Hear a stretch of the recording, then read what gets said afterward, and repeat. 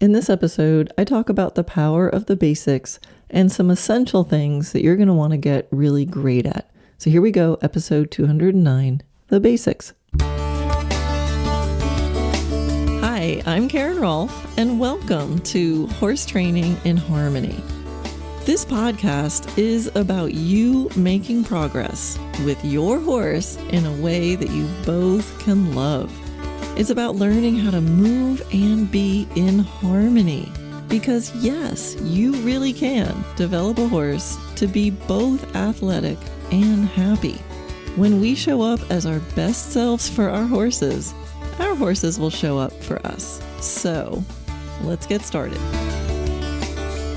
Years ago, when I went to horse shows, and I used to do a lot of horse shows, I learned to do like a final checklist before pulling out of the driveway. And my checklist was helmet, jacket, saddle, girth, bridle, boots. Anything else I could more easily borrow and things would probably be okay. But helmet, jacket, saddle, girth, bridle, boots were necessary. And this list and this habit was created because I showed up at lots of horse shows without one of these things. So I've shown up without key equipment. And if it's one of those things on the list, the chance is very high that it will either not be available or not fit or be distractingly uncomfortable. So I remember once I had to borrow my trainer's jacket, but she was smaller, like the riding coat, but she was very petite and smaller than me. So the sleeves actually looked more like 3/4 length sleeves. And I've worn other people's helmets where I had to like stuff them with toilet paper and paper towels and anything, a sock once, to make them fit and not flop off my little head. And there was a time when my poor horse had to endure an unfamiliar saddle that I'm sure didn't fit him properly, but I didn't know much at the time about that. But we're at regional finals and we had to like plunk some other saddle on him. So with this short list, helmet, jacket, saddle, girth, bridle, boots, I knew I would be okay. And the rest was just details. Now, it's really helpful to be able to take the like many bits of information and distill them down to their most essential and the simplest form. So, I had a huge long packing list, and I remember just a few days before the show, it felt like I had to go into everything all over again. I eventually got efficient in the process, but I always felt like I was gathering a million bits of things and things to remember and things I have to put from here to there. And it's hard and it's exhausting. So every season I get a little better at it, and then, have that in-depth checklist, but then right as you're pulling out the driveway and you gotta go, like, what's the most basic stuff? And it's kind of related to what I try to do as a teacher. So when meeting a horse and rider for the first time, I first determine like which of the 3 main categories do they fall into. And for me, that's the big chunks are kind of foundational issues, biomechanical issues, and gymnastic issues. And yes, in that order of priority, usually. When I'm teaching someone and say they're having trouble and things feel complicated, I might stop and ask them to complete this sentence. If only fill in the blank was better, everything would be better. And it makes them, it helps them to think differently and kind of get past all the chaos and the dust and the things and the this and the that's and go, what's the core? If you only had to pick one thing, what pops into your mind? The Dressage Naturally Happy Athlete Training Scale is another example of this, like taking the whole life of your horse and their experience in training with you and boiling it down to these 5 categories. And then within each category, like what are the most important bullet points inside that category? So it's a way of prioritizing and categorizing to help you take better guesses about where to focus your attention. So all of this is about, taking this very complicated subject where everything affects everything. There's a million factors. I mean, you guys know, it's like the health and the this and the that of it. There's so much going on. And so one of the roles that I strive to play is to go, okay, within my area of expertise, how do we distill it down? How do we make it more simple? You know, so often with horses, there is so much going on, but we have to find a place to start. And now I can philosophize all day, often quite poetically, if I do say so myself. But at the end of the philosophy and the poetry, we need to know what to actually do. So I'm very practical, and I can expand and expound on things and talk about it in theory and in, this form. And I think we need a dose of that. But then I am also very practical. I'm like, okay, well, I'm going to go out with a horse, or I'm going to go out with a student and have to tell them what to do. Like, we need to know what to do. And you guys know me, I'm a lot about being, but there's a certain amount of doing. Doing isn't wrong. We have to know like what stuff works. What do we do with that information? And I know there's a lot of people who may only experience the poetry of a moment with their horse only by doing something first, right? You do a thing, it works, and now you feel the magic. So this is the balance of the mindset and the framing and the philosophy, and then the actual doing. And they're both equal. They're both important. So thinking about what I'm doing with my horses, and my horses right now are aged from 4.5 to 21, from just starting to highly educated in dressage, and then some range in between. And so I think about what's on the must-have short list. Like, I had my short list of things that I need when I'm going off to a horse show to make sure, like, okay, if I have these, chances are things are going to be okay. So what's my short list, my really short list for horses? And I realized years ago that I would think a lot about the basics with a young horse, or restarting a horse, or rehabilitating a horse. And that makes sense. So like we start with the basics. The basics have to be there. And their whole world is the basics. And then I also realized that I think a lot about the basics, really in the front of my mind when they're older too. So as my horses get older, I'm thinking of preserving them. I'm thinking about making sure the hard stuff is easy. Like, what they can do just becomes easier and easier to do.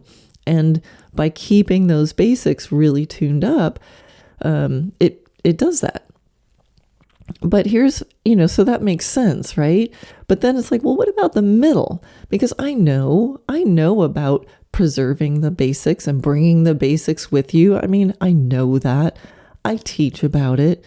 But I was sort of observing in myself, as I now have, a couple 21-year-olds, and one is still being ridden on a very high level. He doesn't know he's 21. That's ovation. He, sometimes I'll come back from a ride with him, and my assistant Becky says, "How was he?" And I was like, "Yeah, he's got great potential," because that's what he feels like.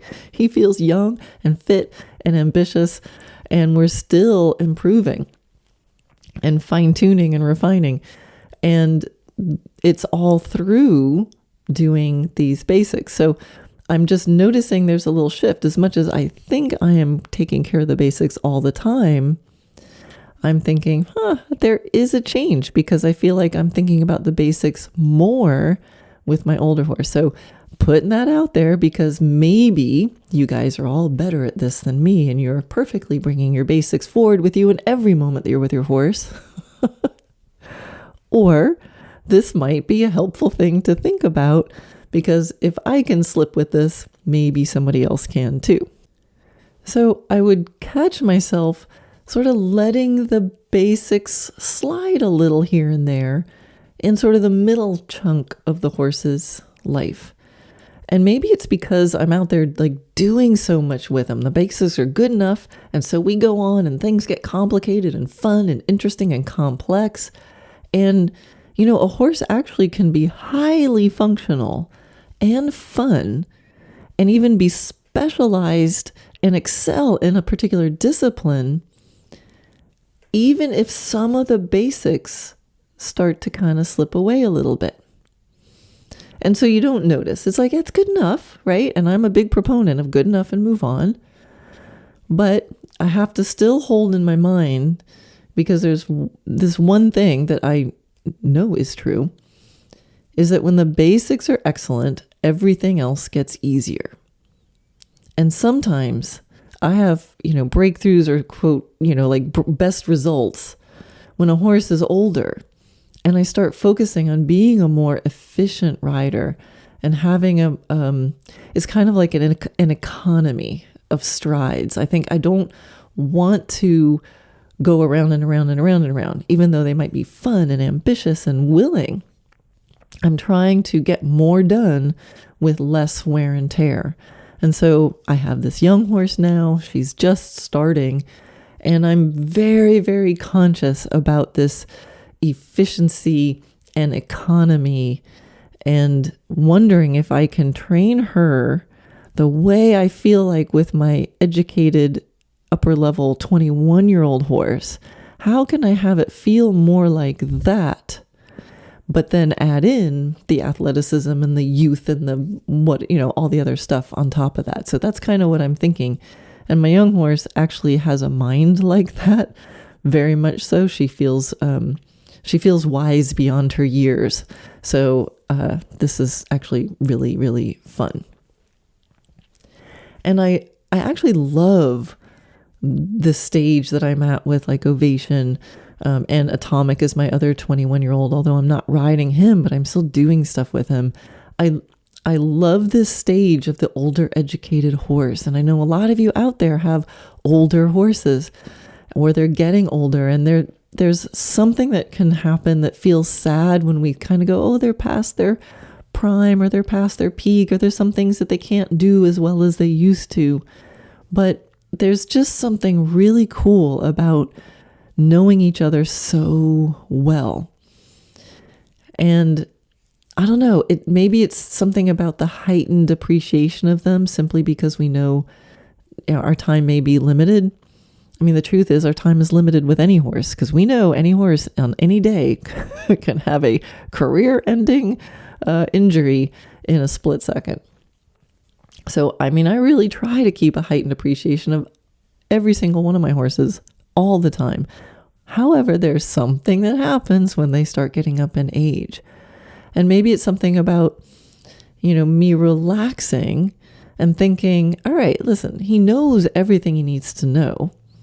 I just need to find the balance between the effort and the ease in the most economical way possible. And I need to know what are the exact pieces that I need to highlight that will allow all of the other things to just blossom and be available, so that we can bask in the glory of our training and our abilities. So I did an earlier podcast, it's episode 50, and it's called The One Thing. And that episode, I really talk about that, and I go into some more specifics about with each horse. Like, what's the one thing?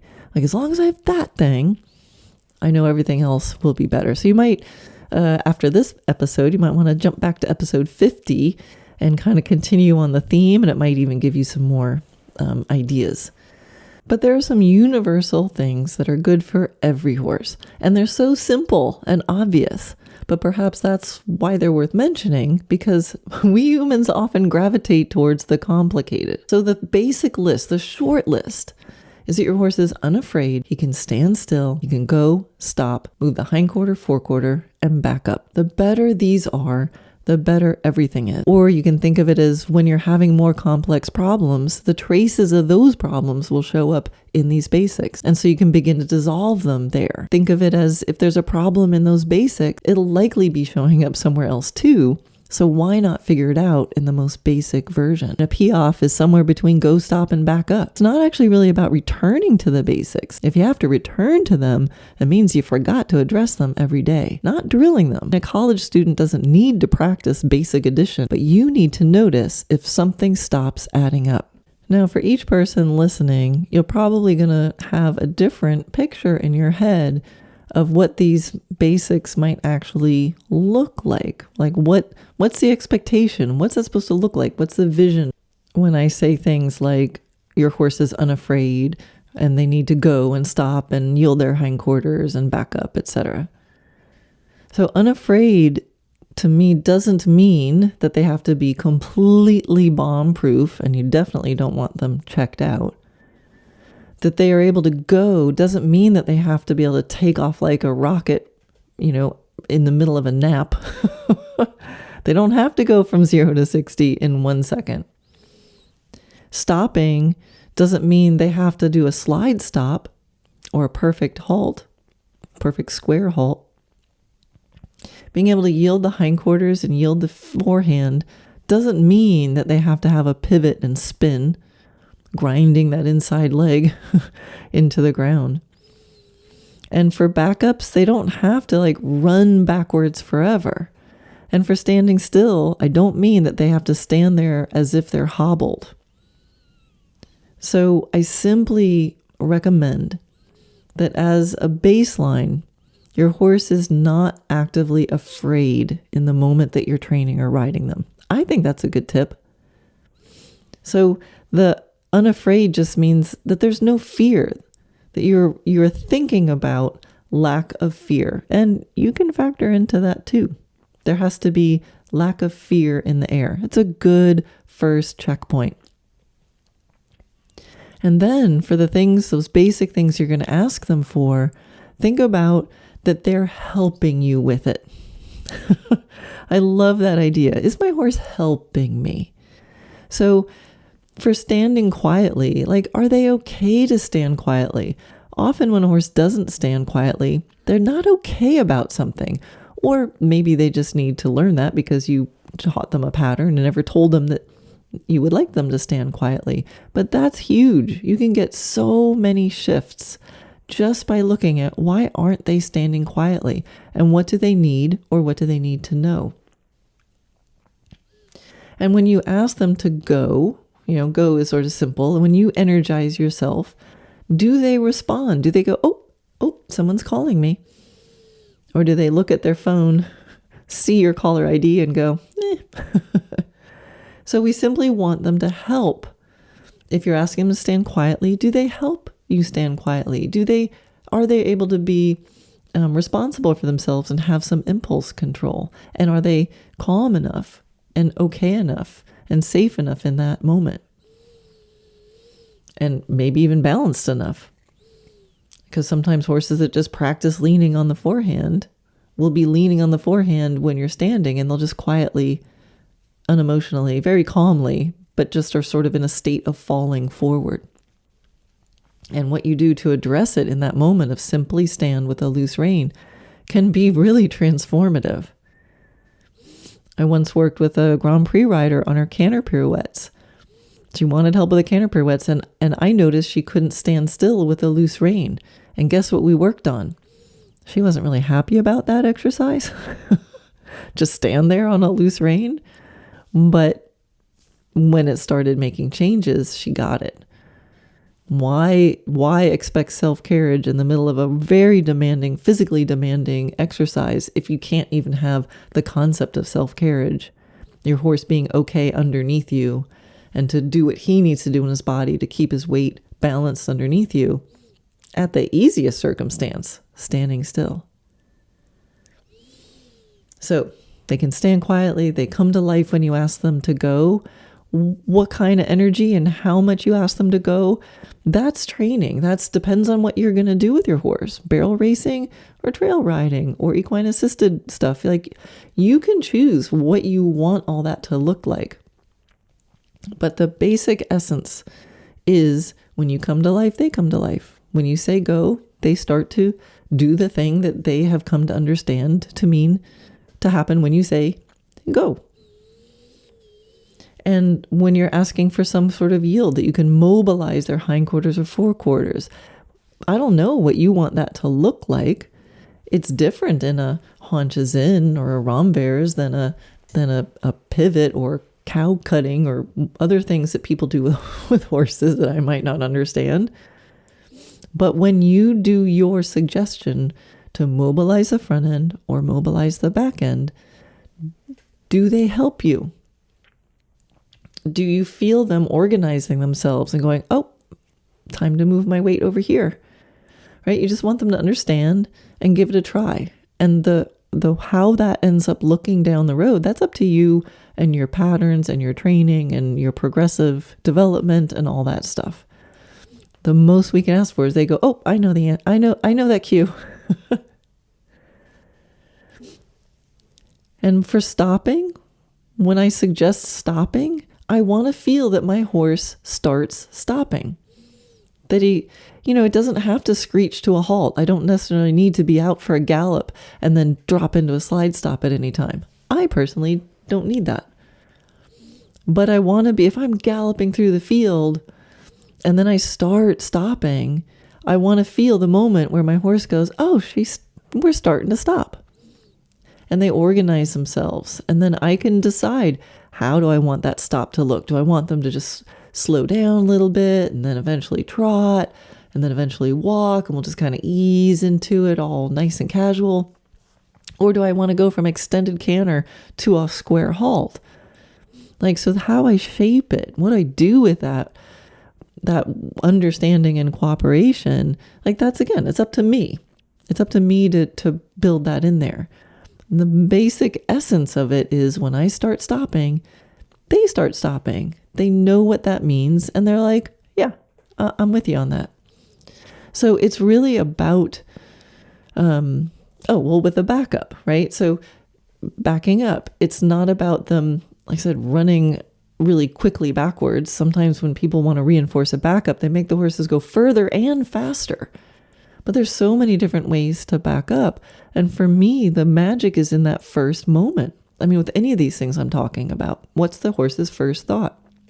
When the suggestion or the cue comes in, do they shift their weight and start backing themselves up when they feel that suggestion? Do you feel them being able to, like I said, back themselves up instead of you physically backing them up? Lots of horses can back up or yield, but you're pushing them, you're controlling them. So there's so much refinement that can happen in these basics. And it's really about the feeling of the cooperation and feeling the understanding and feeling the essence of the request and the dialogue. Are they helping you to do it? And then we can be patient and build the coordination and all the other fancy stuff and being particular and having it look exactly the way we want and exactly the tempo and all the other criteria of whatever way you're measuring your final results. But if you stick with those basics and get the essence of it, you're gonna do so much better. So I am continually amazed at the power and the truth of the basics. And so the question of, how good do the basics need to be before progressing? Or the question, how do you keep the basics tuned up without becoming boring or drilling? How do you feel the basics inside the complex movements? And how do you distinguish between unwillingness and inability or confusion? Because sometimes during complex movements, the basics won't feel good, but it's because they're in the middle of a complex, difficult thing, like the horse with a canter pirouette. There might be a moment where the horse can stand still on a loose rein. It doesn't mean magically canter pirouettes happen. He might fall on the forehand and get heavy in the reins in the middle of the pirouette because he's not strong enough yet. So that doesn't necessarily mean, I'm going to have to go teach my horse to stand still no matter what on a loose rein. It's this dance between them. Because that horse with a canter pirouette, if you practice doing a canter pirouette in a way that's too hard for him too much of the time, so he's really trying to unload the weight and ends up on the forehand a lot, you might notice that now he doesn't stand still. He keeps creeping forward. It's the basics were there, but you created a pattern somewhere else in the middle of the complex that sort of interfered with the basics. So it's showing up there, but you can still address it there. So if that happens, I still would be like, oh, let's remember, we can stand still on a loose rein. You can hold yourself. At least you do that part, horse, because I know it's easy and I don't feel bad having a high standard for those basics because they're easy, right? So no matter why it happened, it's not just because they're deciding to be bad. No matter why it happened, find the most basic version of where the issue shows up and just get that excellent again. So he's helping you stand there. So you can stop, drop the reins, and maybe you feel him go to lean forward, and then you feel your horse go, oh, I'm going to set myself back. That is pure gold. Pure gold. And again, the horse doesn't have to be able to hobble and not move while while you go to the store. It's not that. It's you want the essence of the basics and keep feeling that essence of the basics. So how do you feel the basics inside the complex? How do you distinguish between unwillingness and inability or confusion? Unfortunately, that's the game. And I just thought I could probably do a podcast episode on each one of those questions. I mean, I think I have in other episodes, but that's the game. But I think, you're going to have to figure it out also because every horse is different. I feel like with every single horse, I have to figure out the nuance of that. Oh, with this horse, I can it's okay over here, but I have to really stay particular about this one important piece of the basics. And so that's fun for me.